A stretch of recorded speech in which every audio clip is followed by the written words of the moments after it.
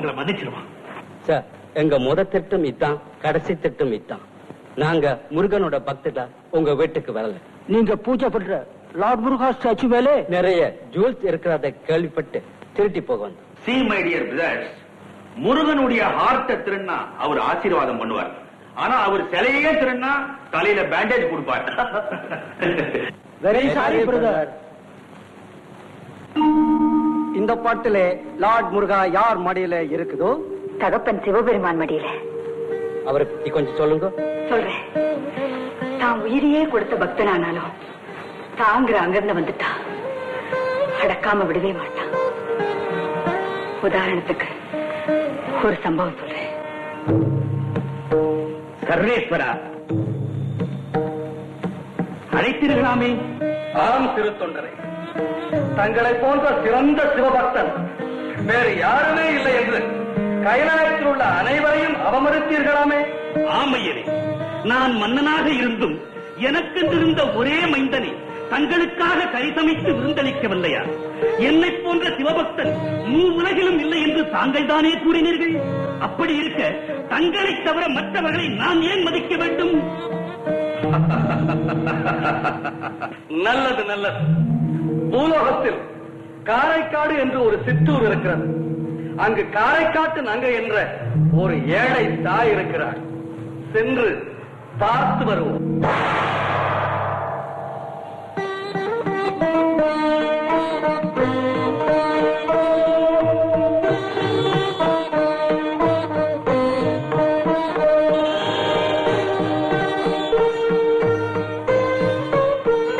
காரைக்காட்டுனாங்க அம்மா, இந்த நெல்லு குத்துனதுக்கு கூலி.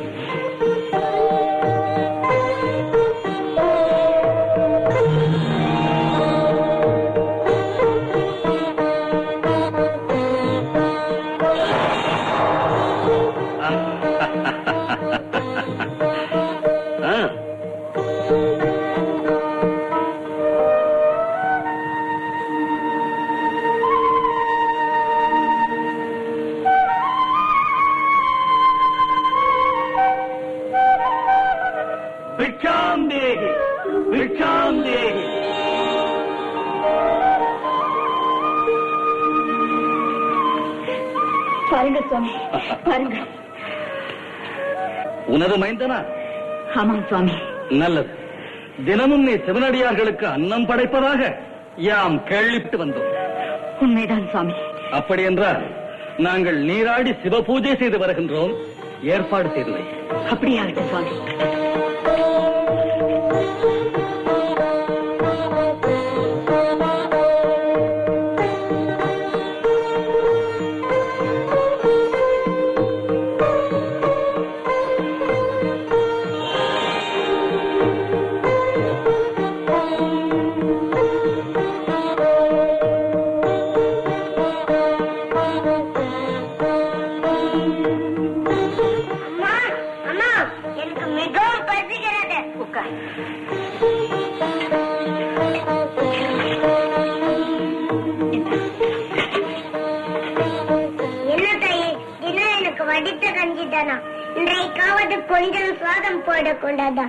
அடியார்களுக்கு போக மீதம் இருந்தால் உனக்கு தருகிறேன்.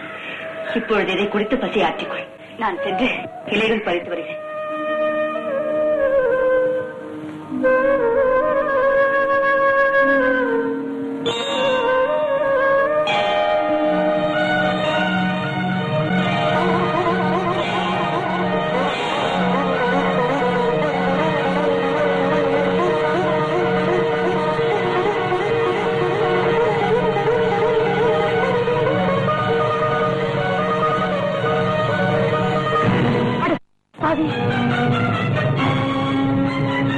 அடியார்களுக்காக வைத்திருந்த அன்னத்தை உண்டு அவதாரம் செய்து விட்டாயே. என் விரதத்தை கெடுக்கவா என் வயிற்றில் பிள்ளையாய் பிறந்தாய்? உன்னை ஓம் நமச்சிவாய்.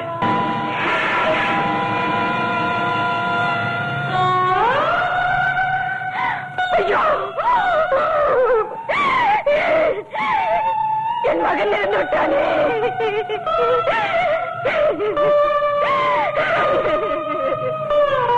ஓம் நமச்சிவாய். ஈசனே, அடி அடியார்களும் வந்து விட்டார்களே. இப்போது நான் என்ன செய்வது? ஓம் நம சிவாய். இதோ வந்துவிட்டேன். தாயே, பசி எங்களை வாட்டி வதைக்கிறது. இதோ வந்துவிட்டேன் சுவாமி, சற்று பொறுங்கள். விரைவில் வருகின்றாயா, இல்லை வேறொரு இல்லத்திற்கு சென்று எங்கள் பசியை ஆற்றிக் கொள்ளவா?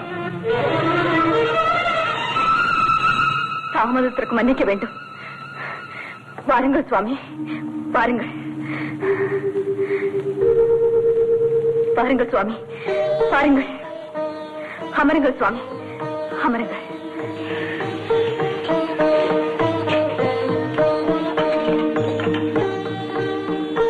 இன்னொரு இலை போட்டு அதிலும் பரிமாறு.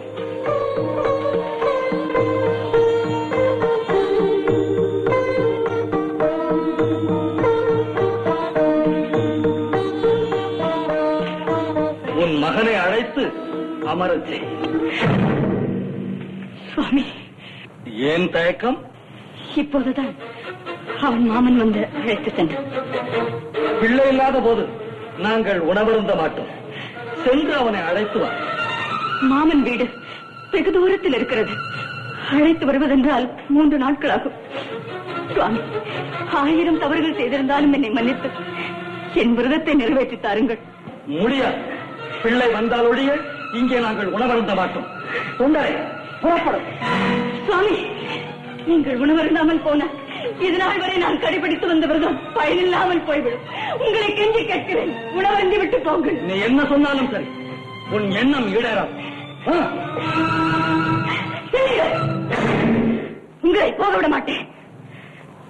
எந்த விரதம் பங்கப்பட்டு விடக்கூடாது என்பதற்காக என் ஒரே மகனை கொண்டேனோ அந்த விரதம் பூர்த்தி அடையாமல் ஒரு அடி கூட போக விட மாட்டேன். உட்கார்ந்து உணவருந்து விட்டு என் விரதத்தை முடிக்கப் போகிறீர்களா? இல்லை, என் மகனை கொண்டது போல் உங்களையும். தாயே, தாயே, கொஞ்சம் போய், கொஞ்சம் போய். தாயே, உன்னுடைய விரதத்தை நாங்கள் நிறைவேற்றுகிறோம். ஆனாலும் ஒரு சிறு நிபந்தனை. இறந்து போன உன் மகனின் பெயரை சொல்லி 3 முறை கூப்பிடு. அந்த ஓசையாவது எங்கள் காதுகளில் விழட்டும். கூப்பிடு தாயே, கூப்பிடு.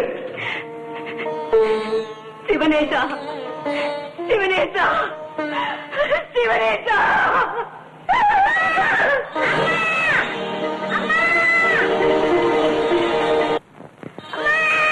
சிவனேசா, சிவனேசா, கண்ணே.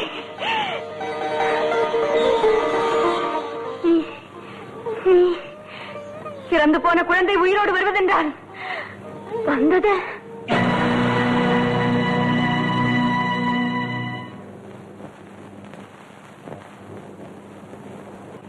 காரைக்காட்டு நங்கையே,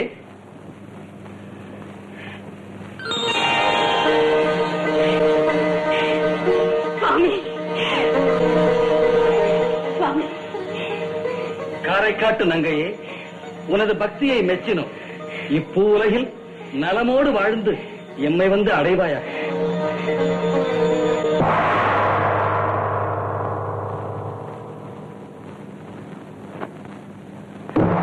சிறு தொண்டரே, பார்த்தீரா? தன் விரதத்துக்கு பங்கம் ஏற்பட்டு விட்டது என்பதற்காக துணையாக இருந்த ஒரே பிள்ளையை கொன்றாளே, அவளை விடவா நீர் சிறந்த பக்தர்? கூலிக்கு நெல் குத்தி அந்த அரிசியில் சோறு சமைத்து என் பெயர் சொன்ன அடியார்களுக்கெல்லாம் உணவளித்து வெறும் கஞ்சியை மட்டும் தான் குடித்தாளே, அந்த அம்மையாரை விடவா நீர்? இல்லை பெருமானே, இல்லை. அகந்தையின் அறிவை மறைத்து விட்டது, ஆணவம் என் கண்களை மறைத்து விட்டது. நான் உணர்ந்து விட்டேனே, நான் உணர்ந்து விட்டேன். அவ்வளவு பெருமை வாய்ந்த தெய்வம் முருகனுடைய தந்தை. லார்ட் சிவா அவ்வளவு பவர்ஃபுல் காடா? ஆமா, அப்பேற்பட்ட சிவபெருமானுடைய பக்தனையே தனது பக்தனா மாத்தினான் நம்முடைய முருகன். அதை நான் சொல்றேன். பொய்யாமொழி புலவரே, வணங்குகிறேன். வாருங்கள் குமரப்போழலே, அமருங்கள். நன்றி, நன்றி. பெரும் நிலக்கிழாரான தாங்க இவ்வேழை புலவரை நாடி வந்த காரணம் என்னவோ? ஒன்றுமில்லை புலவரே, முதலில் இதை எடுத்துக்கொள்ளும். 1000 வராகன் இருக்கிறது. 1000 வராகனா? எனக்கா? எதற்கு? நான் வணங்கும் எம்பெருமானாகிய முருகன் மீது தங்களின் திருவாயால் ஒரு கவிதை பாட வேண்டும். அடியேன் அதை கேட்டு கேட்டு மகிழ வேண்டும். என்ன சொன்னீர்? முழுவதற் கடவுள், முக்கன் படைத்தோன், முப்புறமும் எரித்தோன், எப்புறமும் வணங்கும் என் அப்பன் பரமேஸ்வரனை பாடும் வாயால் அவன் மைந்தனையா பாடச் சொல்லுகிறேன். போதும். எனக்கு வாழ்வளித்த வள்ளலை, வடிவேலனை, வண்ணமையில் வாகனனை பாடமாட்டேன் என்ற ஏளனமாக பேசுகிறேன். புலவரே, நான் கொடுத்த 1000 வராகன் போதவில்லை என்றால் இன்னும் எவ்வளவு வேண்டுமானாலும் கேளும், தருகிறேன். அதை வாங்கிக் கொண்டு எனது தெய்வமான முருகன் மீது பாடும். நிறுத்தும். நீ கோடி கோடியாக வராகனை கொட்டிக் கொடுத்தாலும், இப்பிறவியில் மட்டுமல்ல எப்பிறவி எடுத்தாலும் என் அப்பனை பாடும் வாயா சுப்பனை பாடமாட்டேன். பெட்டையை பாடும் வாயா அது இட்ட முட்டையை பாடமாட்டேன். போய்விடும். முருகா, நான் உன்னை வணங்குவது உண்மை என்றால், கண்கண்ட தெய்வம் என்றால், சத்தியத்தின் உருவம் என்றால், தத்துவத்தின் பொருள் என்றால், புத்தி தடுமாறி பேசும் இந்த பொய்யாமொழி புலவனின் ஆணவத்தை அடக்கி உன் காலிலே மண்டியிட்டு மன்னிப்பு கேட்க செய்வேன். அது மட்டும் போராது முருகா, இந்த புலவன் வாயாலேயே உன் புகழை பாடுபடி செய்ய வேண்டும். புகழை பாடுபடி செய்ய வேண்டும். பொய்யாமொழி, வருகிறேன்.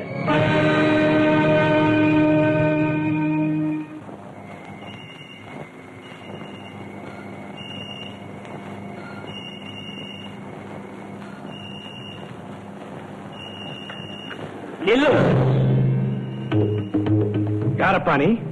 பாரப்பா நன்றாக என்னை. கையிலே வில்லெடுத்து கானகத்தே தோன்றுபவனை பார்த்து நீர் யார் என்று முடிவு செய்கிறீர்? வேடனும். வேடனோ விருத்தனோ வேலனோ மொத்தத்தில் உம்மால் புரிந்து கொள்ள முடியவில்லை. உனக்கு என்ன வேண்டும்? உம்மிடம் உள்ளது வேண்டும். ஓஹோ, நீ கல்வனோ? அப்படித்தான் வைத்துக் கொள்ளுமே. எடும் விரைவில். உனக்கு கொடுக்க என்னிடம் பொருட்செல்வம் ஏதும் இல்லையே. அப்படி என்றால் உம்மிடம் வேறு எந்த செல்வமும் இல்லையா? ஏன் இல்லை? உலகில் உள்ள எல்லா செல்வங்களையும் விட உயர்ந்த செல்வமான கல்வி செல்வம் என்னிடம் நிறைய இருக்கிறது. ஓஹோ, புலவரோ? பெரும் புலவர் அல்ல, பெரும் புலவர். பொய்யாமொழி. அந்த கல்வி செல்வத்தை உனக்கு கொடுக்க முடியாதே. ஏன் முடியாது? எப்படி முடியும்? என் மீது ஒரு பாட்டு பாடும், அதை ஏற்றுக்கொள்ளுகிறேன். பாட்டை புரிந்து கொள்ளும் சக்தி கூட உனக்கு இருக்கிறதா? முதலில் பாடும் அந்த சக்தி உமக்கு இருக்கிறதா என்று பார்த்து விடுகிறேன். உன் பெயர் என்ன? முட்டை. இப்படி ஒரு பெயரா? இருக்கிறதே. என் பெற்றோர்களிட்ட பெயர் அல்ல, உம்மை போன்ற ஒரு பெரும் புலவர் சூட்டியது. பெரும் புலவருக்கு இப்படி ஒரு மட்டமான கற்பனையா? சரி சரி, உன்னை பற்றி பாடாவிட்டால் நீ என்னை உயிரோடு விடமாட்டாய். பாடுகிறேன். பொன் போலும் கள்ளி பொறி பறக்கும் காணலிலே, பொன் போலும் கள்ளி பொறி பறக்கும் காணலிலே, என் பேதை செல்லற்கு இயல்தனலே,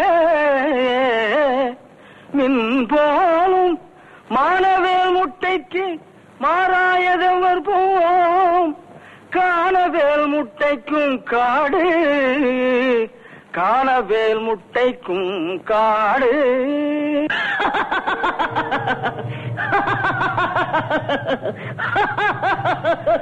ஏன் சிரிக்கிறார்?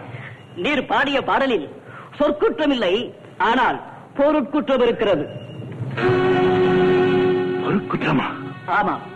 கள்ளிச்செடியும் தீந்து போகும் அனல் பறக்கும் பாலையில் சென்ற பெண்ணின் காலை கருவேல மரத்தின் முள் தைத்தது என்கிறேன்.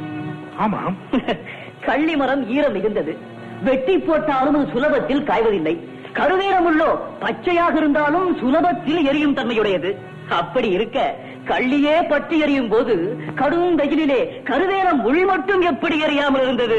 பிழைதானே புலவரே?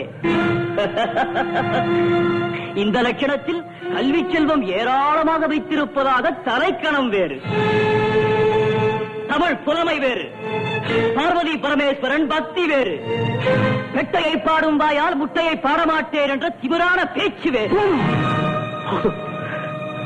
எம்பெருமானே, அம்மையே, அப்பா, யாருது? யாருது? முட்டை.